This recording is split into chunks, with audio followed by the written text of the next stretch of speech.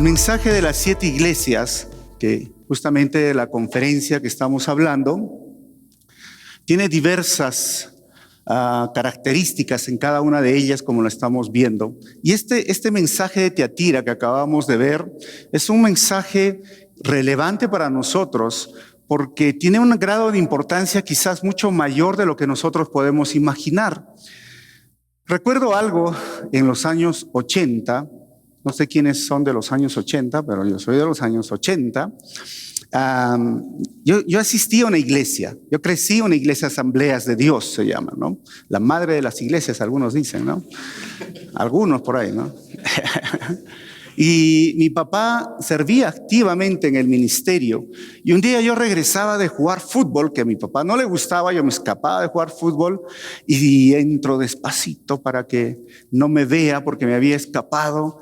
Y cuando entro, lo encuentro a mi papá. Y yo dije, ya, ahora sí me agarra, ¿no? Como siempre, a veces me reñía, pero lo encontré llorando. Y estaba llorando y llorando. Y me abrazó y me dijo, hijo, qué bueno verte. El Señor te ama. Y dije, qué raro, ¿no? O sea, me estaba para que me llame la atención y me abrazó. Y cuando veo un poquito el televisor, ¿saben quién estaba ahí predicando? Un teleevangelista, el que comenzó. Se llamaba Jimmy Swaggart. No sé si ustedes han escuchado de Jimmy Swaggart. Predicador enorme, o sea, en ese tiempo más de 3,000 estaciones de radio y televisión transmitían su mensaje. Millones de dólares movían sus campañas evangelísticas. Miles de personas fueron alcanzados por este ministerio de Jimmy Swaggart. ¿Cuántos han escuchado de Jimmy Swaggart? Levanten la mano. 1, 2, 3, para ver si lo amplío o lo reduzco, no sé. Pero ya saben lo que sucedió. Años después, salió llorando por la televisión. Años después, diciendo, he pecado. Le he fallado a Dios. Fue el mismo Jimmy Swaggart que denunció el pecado sexual de 2 pastores famosos en los Estados Unidos, que su ministerio se devastaron, terminaron, y ahora le tocó a él decir, llorando, he fallado. Se involucró con una prostituta, le sacaron fotos, la prostituta vendió la noticia a una revista. Fue un escándalo no solamente familiar, no solamente en la ciudad, mundial. Muchas personas fueron decepcionadas y muchas personas sufrieron. Y uno de los puntos importantes que nos quiere decir el Señor en este mensaje a la iglesia de Tiatira es justamente la tolerancia al pecado inmoral, al pecado sexual. Esto es lo que vamos a ver el día de hoy. Pero se puede, a ver, mi estimado, ahí está. Un pequeño resumen de todo lo que nosotros hoy estamos haciendo, la triple perspectiva de lo que podríamos interpretar las iglesias de Apocalipsis. Hemos visto Éfeso, y que se puede llamar, la palabra Éfeso significa deseable, comparado a una etapa de la iglesia, es del año 33 al 100, que es la iglesia apostólica, donde todos querían ser parte. Recuerden, a pesar de las situaciones difíciles, el libro de los Hechos nos muestra esto. Esmirna, que data del 100 al 313, pero es la iglesia sufriente y perseguida. Por eso decía, yo conozco tus tribulaciones. ¿Recuerdan cuando Corra nos enseñó? Luego viene Pérgamo, que es la iglesia Pérgamo significa matrimonio, que se casa con el Estado. Y viene la iglesia corrupta, donde entra Constantino y paganiza el cristianismo, o cristianiza el paganismo, no sé. Pero al final la corrompe, ¿no? Se casa con el Estado. Y luego viene Tiatira, que estamos hablando nosotros, que es la palabra Tiatira, es sacrificio continuo. Y es la iglesia católica en su auge, y es del año 313 o 590, al año 1500 17. Y luego viene la iglesia de Sardis, que viene a ser remanente del año 1517, que viene la Reforma, al año 1700, que es la iglesia católica frente a la Reforma, y ahí sale Martín Lutero clavando sus 95 tesis, recuerdan, el 31 de mayo. Filadelfia, el amor fraternal, del año 1700 al 1900, que se puede decir la iglesia protestante y misionera y evangelística, y es justamente donde el evangelio llega al Perú. Año 1889 al 92 se funda la primera iglesia en el Perú, la iglesia presbiteriana. Miren, luego viene la Odisea, los derechos del pueblo, que es la iglesia mundana o apóstata, que es el tiempo del año 1900 hasta el tiempo del rapto. Esto es un pequeño panorama de qué. De que cuando miramos las iglesias, miramos una iglesia que existía en esa época de forma literal, que miramos también y podemos aplicar a una época de la iglesia, como estamos viendo acá, en relación a la historia de la iglesia, pero también podemos aplicar a iglesias que hoy existen. Y no solamente iglesias que hoy existen, sino son personas que están dentro de esas iglesias, que permiten, que viven, que se relacionan y que se caracterizan por esa corriente de cada una de las iglesias. Si quieren tomarle foto, ya le toman. Tiene animaciones, pero solamente saca imágenes, ¿está bien? Tres perspectivas entonces, para hacerles recordar. La iglesia de la ciudad de Tiatira, en la época de Juan, que permitió practicar el pecado de la idolatría abiertamente. También la época de la iglesia que se caracterizó por permitir la idolatría y pecado dentro de la misma iglesia, y eso se refiere al sistema católico que se desarrolló entre los años 590 al año 1517.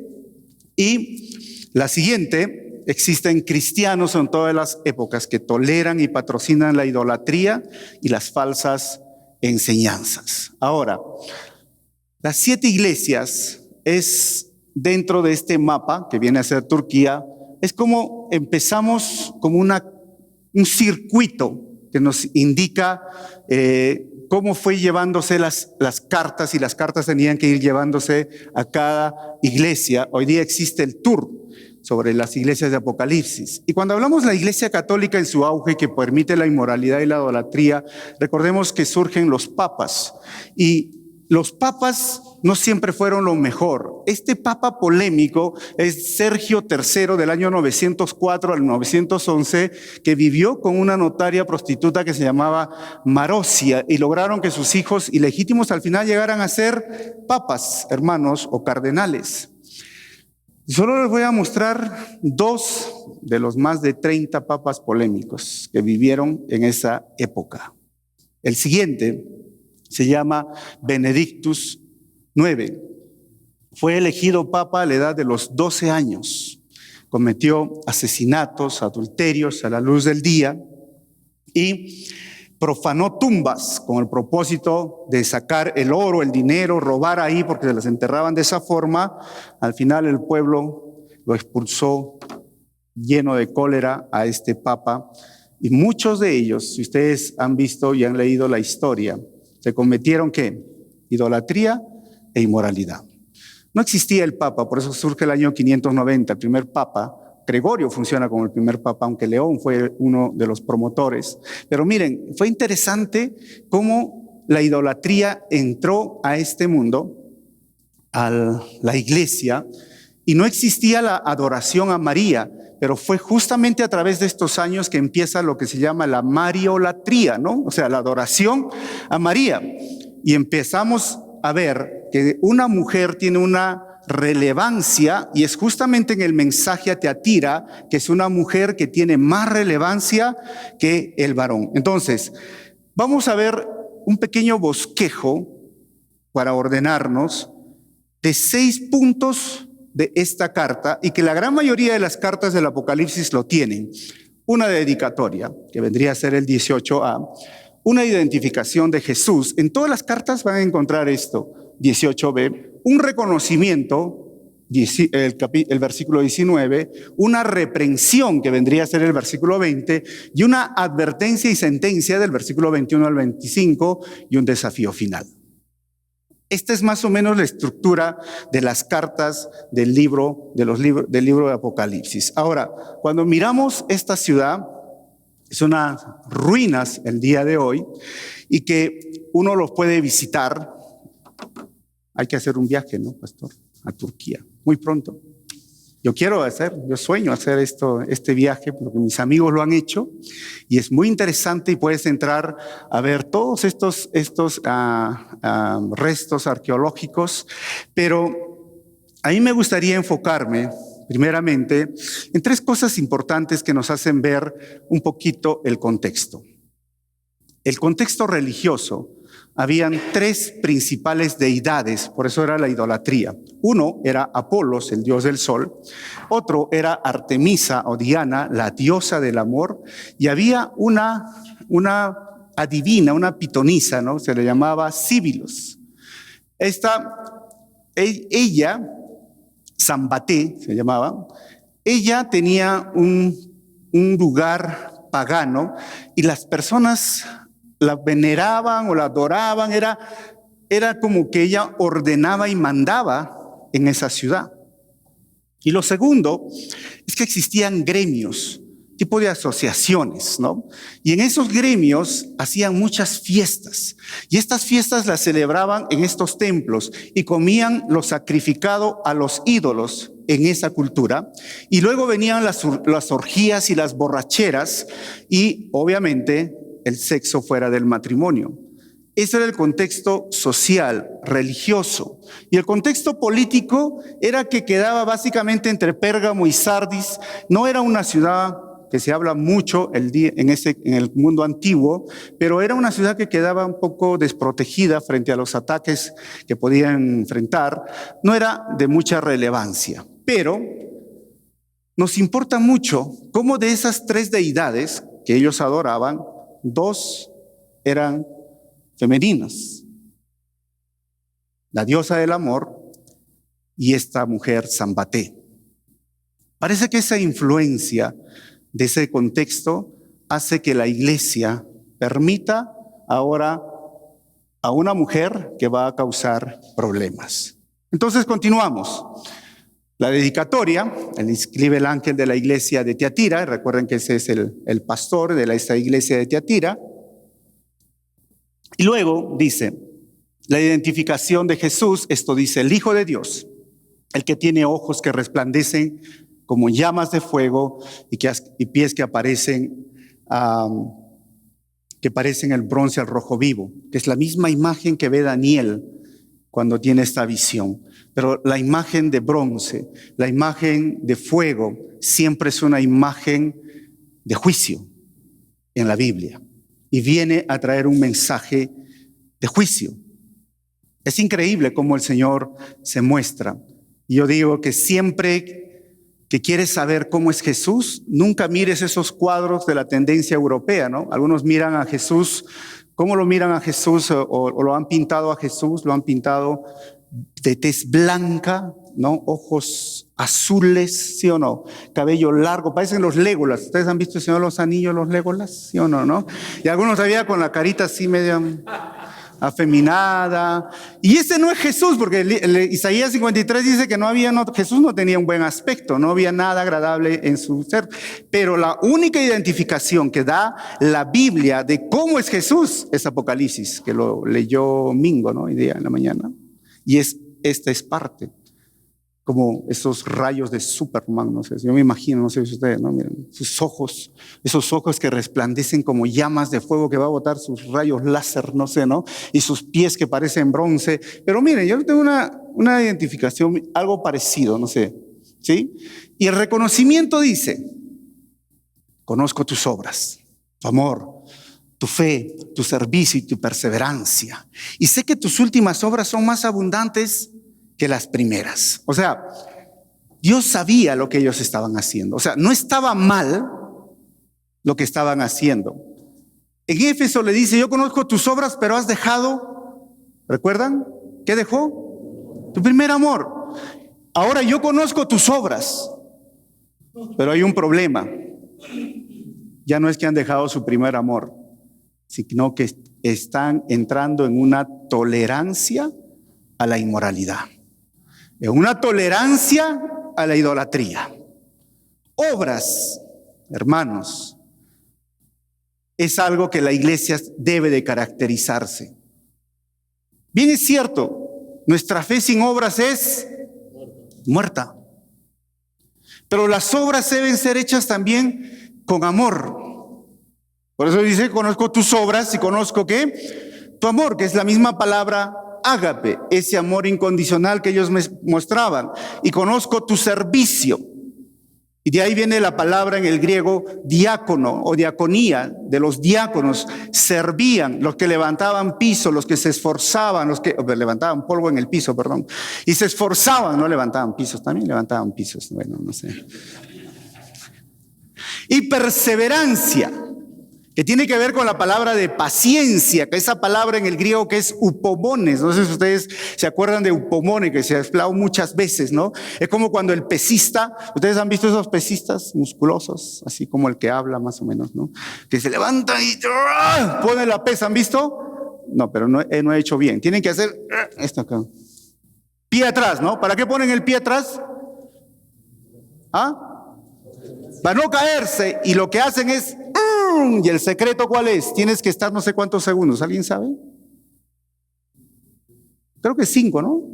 Y le cuentan y le dicen, resiste, resiste. ¿Y saben qué le decían en griego? Upomone, upomone, upomone, porque vas a vencer, porque vas a ganar. Y ellos tenían esto, porque esa paciencia y perseverancia no era ni nada que ver con lo que nosotros hoy tenemos. Y el Señor les halaga y les dice, cada vez lo hacen mejor. Y créanme que esa fue la época de la iglesia donde se comprometieron con los orfanatos, donde los centros de estudio, las universidades, los colegios surgieron para enseñar teología. Estudiaban a Dios, no existían ateos hasta el año 1800, ¿no? No había ateos, ¿sabían? No habían ateos. Todos iban a la universidad, era lo máximo. Surgieron los hospitales, surgieron los centros de salud. Todo lo hacían así, obras, amor, fe y servicio. Que es algo que muchas veces la iglesia evangélica cristiana el día de hoy ha descuidado. Está bien cantar, alabar, adorar al Señor, pero también necesitamos ser los brazos, los ojos, los pies de nuestro Señor, prácticos. Y ellos crecieron y crecieron y crecieron, y el Señor dice, eso lo estás haciendo muy bien. Y tengo una imagen de cómo sería Jesús, hermanos, ¿no? Con sus 7 candeleros. No sé, Mingo, ¿dónde está? No lo veo a Mingo, se fue a dormir, ¿qué? ¿Dónde está? Que quería describirlo, miren, pies de bronce. Era nuestro Señor que está hablando en este momento y nos dice una sola palabra. Todo eso que están haciendo de forma práctica, perseveren. ¿Saben por qué es cansado? Nosotros tenemos proyectos sociales en Arequipa. Y si tú has hecho proyectos sociales, sabes que es cansado. Y no solo es cansado, demanda bastante dinero. Y no solamente demanda bastante dinero, ¿sabes qué, hermanos? Demanda mucho tiempo. Y encima que haces eso, recibes muy poco agradecimiento de las personas que reciben este beneficio. Y entonces te cansas. Nosotros tenemos un proyecto de niños que se llama Wiñaspay. Wiñaspay, ¿no? No sé si sale de la palabra quechua, creciendo. Tenemos niños que les ayudamos ahí. Pero es cansado, pesado, y buscamos recursos. Nosotros no tenemos ayuda del extranjero. Ya vivimos en el extranjero, ya, entonces. Ya ahora sí algunos se despertaron, hermano, ¿no? No, o sea, no tenemos ayuda externa para que se entienda mejor y no se sientan ofendidos. Pero Dios pone personas que van ofrendando, miren, todo lo hacemos con recursos peruanos. Pero nunca nos hemos quedado diciendo, uy, si no viene dinero de afuera no hago nada. No, como iglesia hemos trabajado, hemos esforzado. Hoy los hermanos se turnan para vender, por ejemplo, terminando el servicio, se venden queques, se venden tortas, se venden comida y todo ese dinero para ayudar al proyecto social. Todo. Pero hay que perseverar en eso. No podemos descuidar esa área como iglesia. Porque la iglesia no solo, como les digo, es un tiempo bonito, sí, donde nos conocemos, servimos, y está bien, no está mal, hermanos, adorar, congregar, pero también no descuides las obras. Pero ojo, el peligro de las obras es que caigas en un tipo, como hemos visto en la iglesia de Éfeso, pierdas tu amor o lo hagas sin amor, o caigas en un activismo donde te importe más eso que el amor.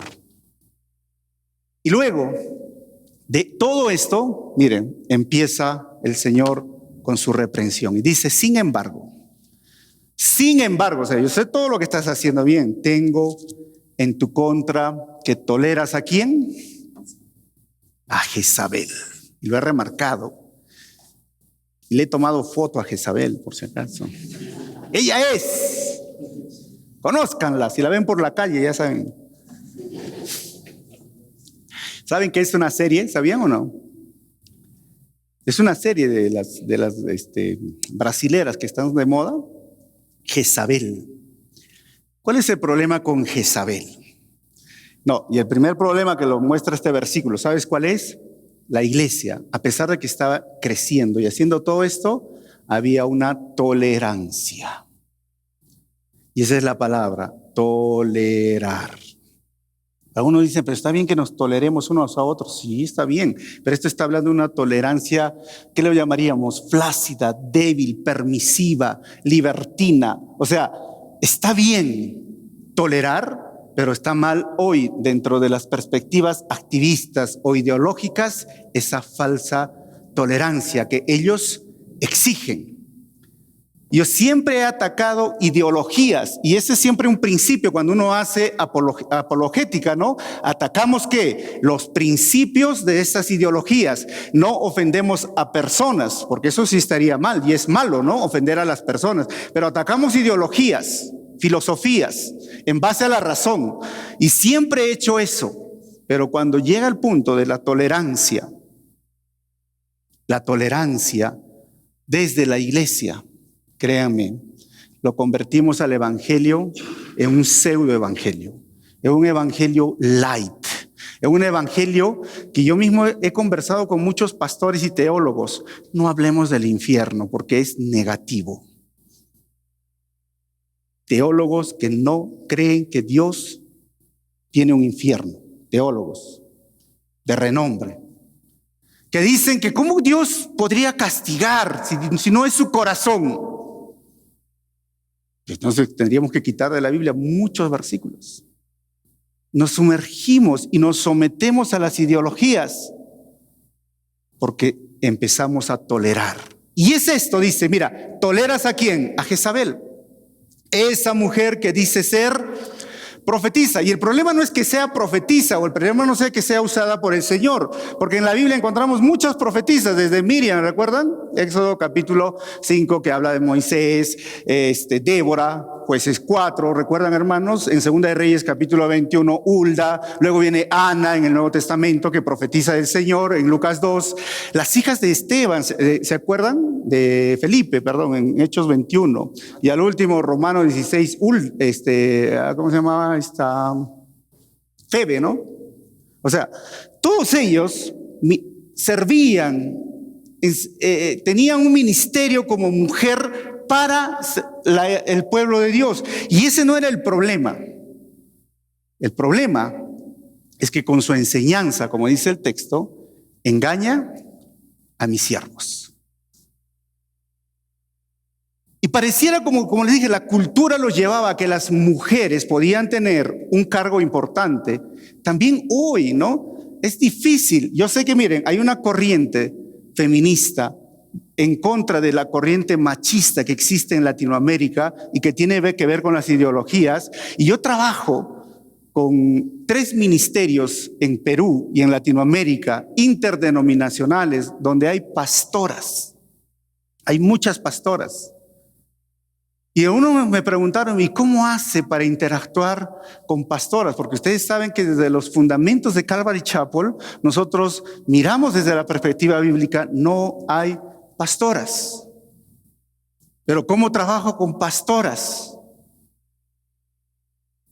Y no es un conflicto de intereses porque yo mismo les digo, yo veo en la Biblia desarrollado, no hay pastoras principales, o sea, no son encargadas, no son las que enseñan a los hombres, no lo hay. Desde el Antiguo Testamento de sacerdotes, fueron hombres sacerdotes, no hay sacerdotisas, que es la misma función que lo pone en el Nuevo Testamento. O sea, yo considero y les digo a ellos que la Biblia, dentro del orden divino de Dios, ha puesto en las dos únicas instituciones o lugares al hombre. En primer lugar es en el matrimonio, cabeza del hogar, y en la iglesia. Lo demás, hermanos, hay presidentas. Hay presidenta, hermano, ¿no? ¿Me entienden que hay muchas opiniones? Pero el problema de esta mujer es que usurpaba un lugar que no le correspondía, y no solamente eso, hermanos, inducía a cometer inmoralidades sexuales. Y comer alimentos sacrificados a los hijos de Dios, pero nosotros no comemos eso, sí, pero son las cosas grises. En la Biblia tenemos blanco y negro, pero hay muchas cosas grises, ¿sí o no? Entonces, ¿sí me entienden esos principios grises, no, hermanos? O explico, ¿sí me entienden, verdad? Y en lugar de ponerse en, como dice la palabra del Señor, en principios fundamentales, porque no todo me es permitido, pero no todo me edifica. Y Pablo dice, mi libertad al final termina cuando ofende en la libertad del otro, así que prefiero yo mejor, no voy a comer carne sacrificada a los ídolos, que para mí no es nada. O sea, yo no quiero ofenderte con mi libertad. Pero ¿qué hacía esta mujer? Háganlo nomás. Permisivos, liberales, libertinos, y desde el punto de vista inmoral. Y la palabra que usa en esta parte de inmoral es la palabra porneia, porque en otras versiones dice sus fornicaciones. Y la palabra porneia en el griego es de donde procede nuestra palabra porno, pues no, pornografía. Y pornografía o porno es toda aquella imagen o sonido que te causa estimulación sexual, es pornografía. Porque algunos dicen, yo, pastor, no miro porno porque no tengo mi canal, no sé, especial o mis videos fuertes, pero estás sumergido en grupos de varones que te mandan imágenes pornográficas. Hay grupos de WhatsApp de amigos que tú tienes del trabajo, de negocios, y que te lanzan imágenes. Y tú dices, yo no veo porno en esto, pero estás en el WhatsApp o en las redes sociales. Pero esas conversaciones que vienen dentro del trabajo y nos estimulan sexualmente, es considerado pornografía. Y el punto de ellos es que permitían en la iglesia. Y miren ese contraste que nos muestra el mensaje del Señor. Mientras hacían bien las cosas, vivían en inmoralidad. Mientras su servicio era efectivo, vivían en inmoralidad. Y creo que hoy es lo mismo que nos puede suceder a nosotros, si es que no tenemos cuidado. Cuando se pregunta a Jimmy Swaggart, ¿cómo fue que caíste? ¿Cómo fue que te pasó? Si tú mismo denunciaste, si tú mismo hablaste, si tú mismo predicaste en contra de esto, ¿cómo fue que caíste? Y creo que es la gran pregunta cuando escuchamos que un pastor cayó. Y creo que David nos da una respuesta. Nadie peca de necio o de tonto, y nadie es tentado de la noche a la mañana. Hermanos, nadie es tentado de la noche a la mañana. Nos dice la Biblia, dos puntos muy importantes, o tres historias, ¿no? Uno es que sí se puede escapar de la tentación. Y sí se puede escapar. Y el problema no son las mujeres, por si acaso, ¿ah? Algunos dicen, ay, que el problema son las mujeres y las minifaldas y los escotes. Bueno, José hubiera tenido la excusa perfecta, ¿no? La mujer de Potifar me sedujo y estaba desnuda. No sé, no creo que estaba con ropa, ¿no? Y lo sacó desnudo a José. ¿Y qué hizo José? Huyó. Ah, no, pero es que es el sistema del mundo que nos envuelve y el celular y las redes sociales. Bueno, Daniel propuso en su corazón no contaminarse en medio de un mundo lleno de drogas, de inmoralidad, de prostitución, de libertinaje. Y él dijo, yo no me voy a contaminar. O sea, el problema no son las redes sociales, el problema sigue siendo, ¿sabes qué? El pecado en el corazón. El permitirnos la pornella, la inmoralidad, la pornografía. Ese sigue siendo el problema. Y como les dije, el que peca no peca tontamente, no peca neciamente. Yo creo que el que peca, peca de forma inteligente. Y es inteligente para pecar. Porque David, al mirar a la mujer, dijo, pero la mujer tiene la culpa. ¿Por qué se estaba bañando? Pues, ¿no? Si ahí sabía que estaba el rey. ¿No han tenido esa discusión alguna vez? Yo he discutido, ¿no? Muchas veces. No, pero la mujer no tiene nada que ver, porque el rey tenía que irse. De repente sabía que se fue su ejército y ella estaba ahí. Podemos discutir mucho, pero ¿sabes qué? Él fue inteligente al llamarla a ella. Él fue inteligente al invitarle a su palacio. David debió frenar y decir, ella es casada, no me voy a meter. David debió frenar, pero continuó hasta que terminó con Urías, hasta que terminó todo. Ustedes saben la historia, pero ¿sabes? Cuando una persona me dice, hemos pecado. ¿Y dónde han pecado? En un hotel.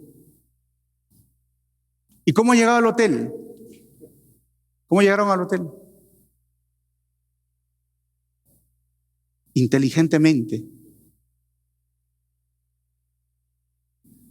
Debieron parar cuando dijeron, ¿sabes qué? Me está llamando.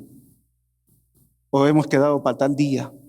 O vamos a ir a tal lugar. O estamos en la recepción, no lo hagas. O aún estás en la puerta, no lo hagas. Pero el que peca, peca inteligentemente. No me digan que fue tonto, o que cayó, o que fue necio. Pero ¿saben dónde empieza todo? En la mente. Que va al corazón y que se reluce por las acciones. Porque miren lo que dice el texto. Le he dado tiempo para que se arrepienta de su inmoralidad, pero no quiere hacerlo. O sea, estos espacios son el tiempo para decirte, no lo hagas, detente, no quedes con esa persona. O no te metas en ese internet, en ese video, no lo hagas, sal de esa conversación, sal de ese WhatsApp, sal de esa relación que no le agrada a Dios, pero tú no quieres hacerlo. Porque arrepentirse es dejar de hacer lo malo que estás haciendo. Arrepentirse no solamente significa, me duele el corazón y me derramo mis lágrimas porque algunos lo hacen solamente porque los descubrieron. No, arrepentirse es dejar de hacer lo malo que estás haciendo. Pero si no quieres hacerlo, y dice, por eso la voy a postrar en un lecho de dolor. Qué curioso, ¿no? Era un lecho donde cometía esas inmoralidades y ahora va a estar postrada ahí. Y los que cometen adulterio con ella los haré sufrir terriblemente, a menos que se arrepientan de lo que aprendieron de ella. ¿Saben? No hay pecado más doloroso. Yo sé que el pecado es pecado, dirán todos, que el pecado de la inmoralidad sexual.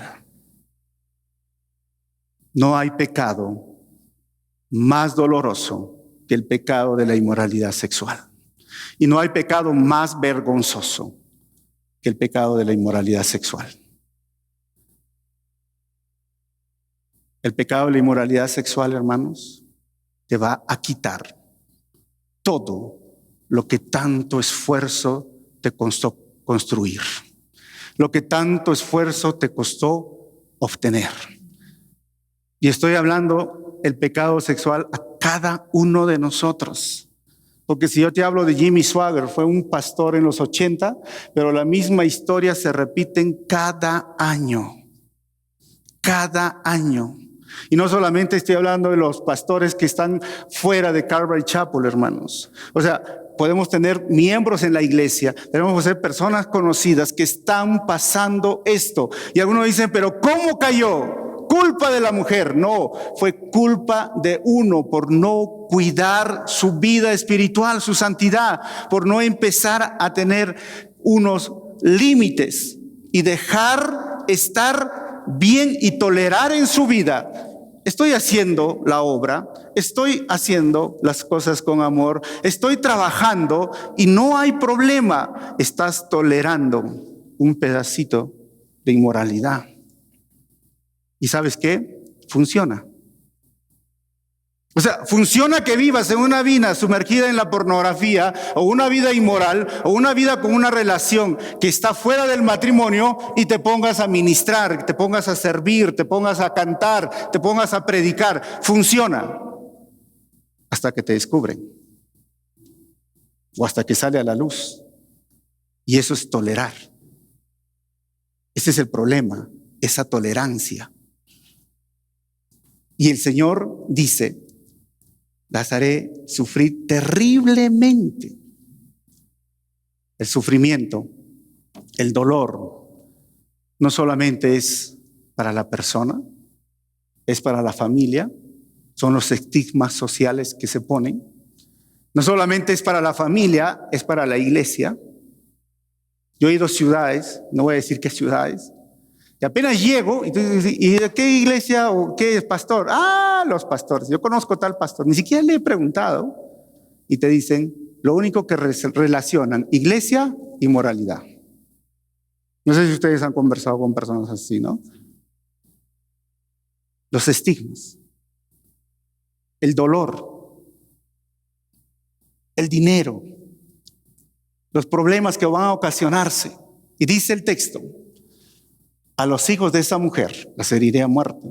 Así sabrán todas las iglesias que yo soy el que escudriña la mente y el corazón, y a cada uno de ustedes lo trataré de acuerdo con sus obras.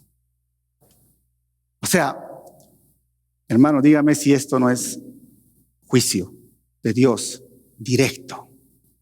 Y no es solamente estamos hablando del lago de fuego, no, aquí. Y sabes, dice a todas las iglesias. O sea, esto es una disciplina para que todos lo vean. Y ahí dice, yo escudriño la mente y el corazón. ¿Por qué?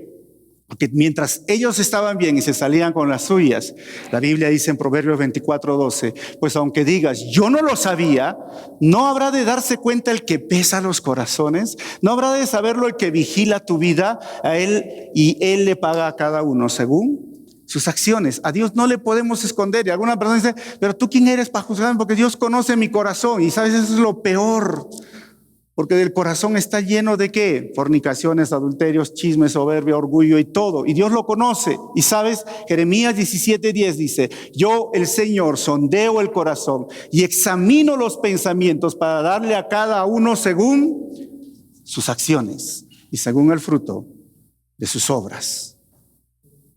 El Señor nos habla directamente. Para ir terminando, y a cada uno de ustedes lo trataré de acuerdo con sus obras.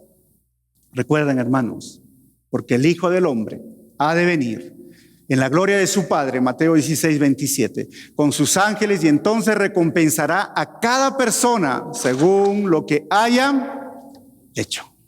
¿Qué es lo que tú has hecho? Y Romanos 2:6, porque Dios pagará a cada uno según lo que haya hecho, obras. Algunos dirán, pero no somos salvos por las obras. Sí, no somos salvos por las obras, porque esto lo dice Efesios 2:8-9, pero somos salvos para hacer buenas obras. No soy salvo por las obras, pero las obras ratifican que soy salvo. Pero el hecho de hacer significa que yo soy salvo. ¿Y hacer qué? Hacer buenas obras. Y quitarse la inmoralidad sexual de la mente, del corazón, requiere obras, acciones. Porque algunos me dicen, pero yo ya, ¿cómo lo hago? He tratado muchas personas, muchos líderes con adicciones a la pornografía, adicciones a la masturbación, muchas personas que están sumergidas en una doble vida y me están buscando. Últimamente, en esta última semana he aceptado 2 casos de líderes de iglesias y que no son de Calvary, por eso me buscan a mí, porque yo trabajo en consejería matrimonial, que tienen una relación fuera del matrimonio. Y no quieren decirle a su pastor, porque saben qué le va a hacer el pastor. Y ellos quieren solucionar y quieren arreglar. Pero yo te estoy hablando a ti hoy, si has venido a este lugar.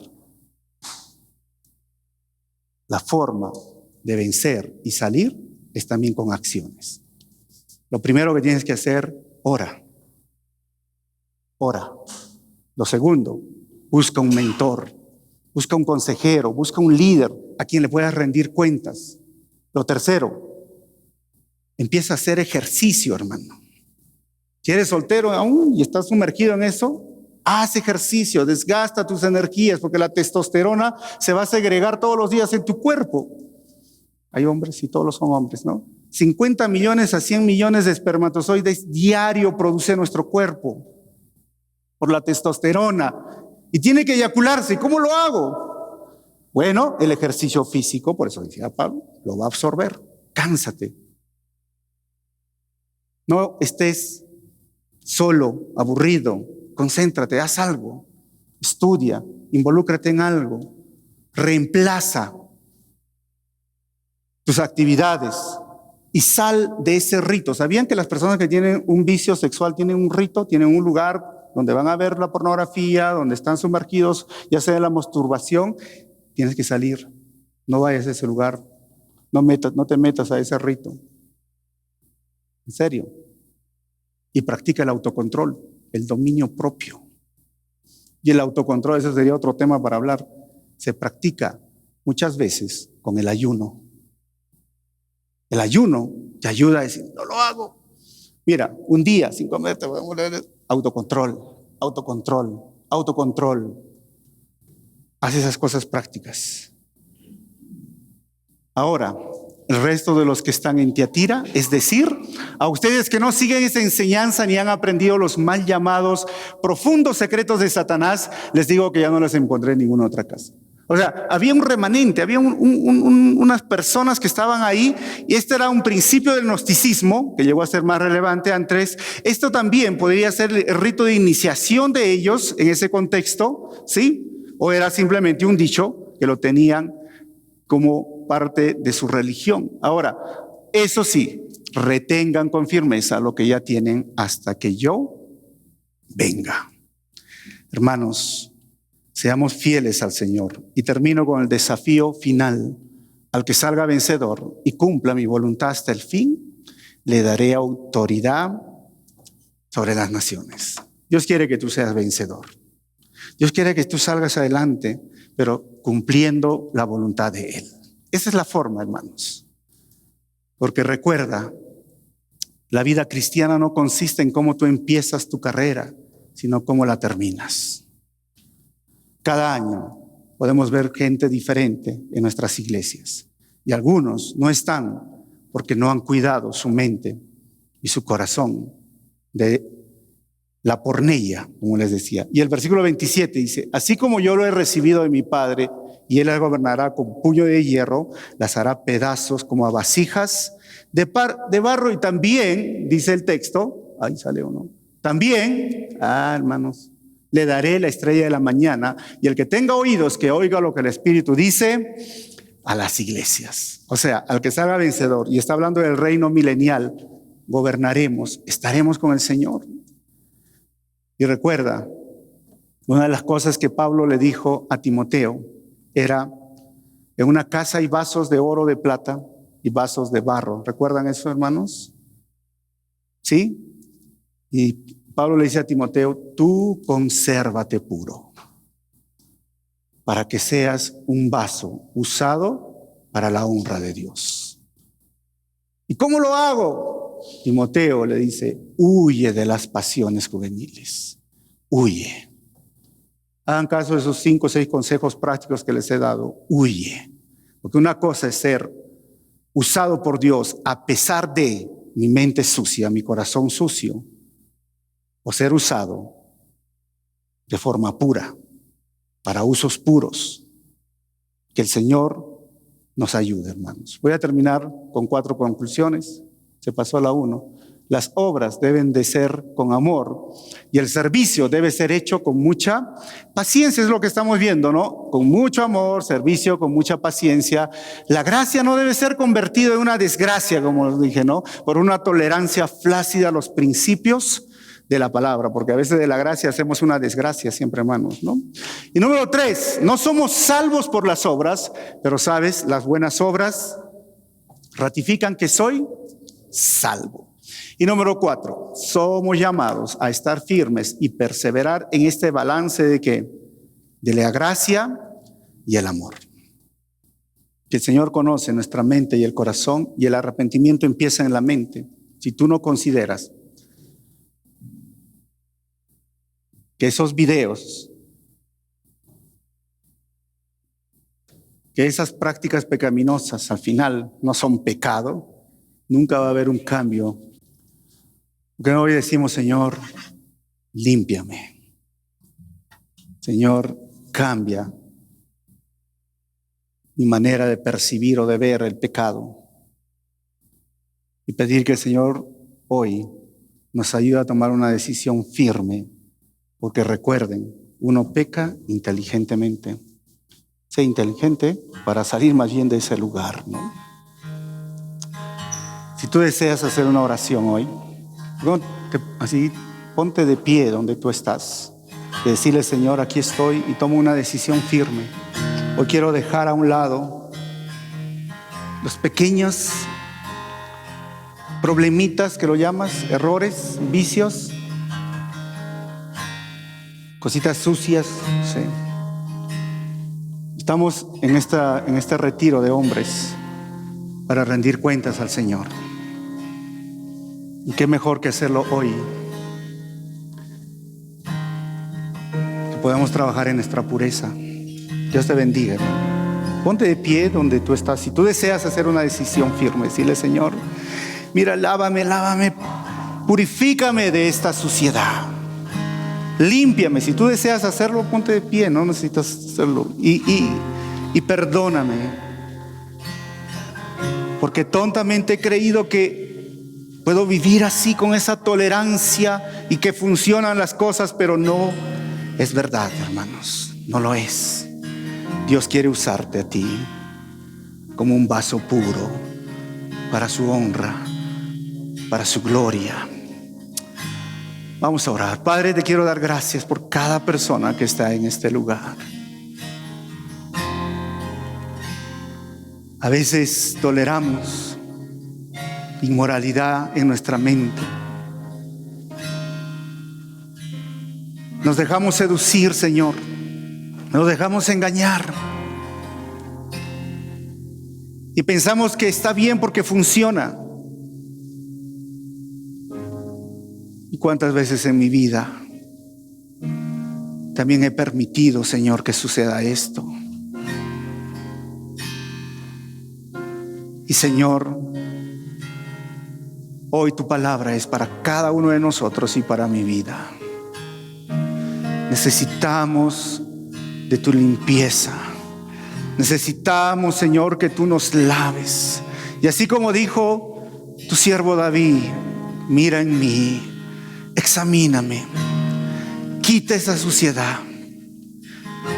Señor, hoy tomamos la decisión de dejar de ver esas imágenes o videos, de participar en esos grupos que solo malogran nuestra santidad. Hoy tomamos la decisión de limpiarnos y querer ser usados como vasos de honra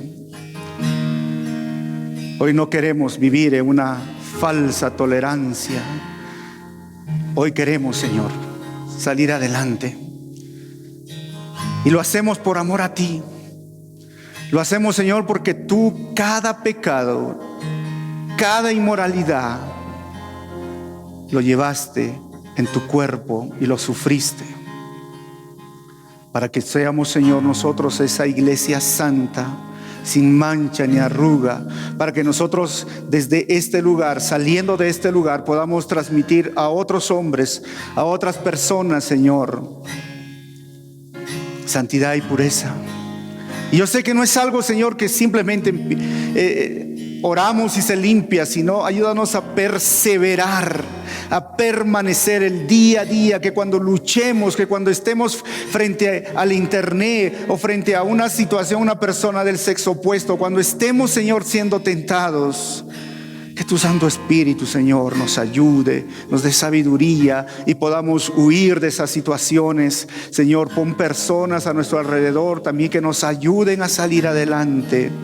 Ayúdanos a buscar un mentor, alguien que rendir cuentas. Ayúdanos, Señor, a que tú llenes más, a que tú, Señor, seas más en nuestras vidas y nosotros seamos menos. Nuestra carne sea menos, nuestros deseos pecaminosos sean menos. Señor, si estamos aquí es por tu gracia y misericordia.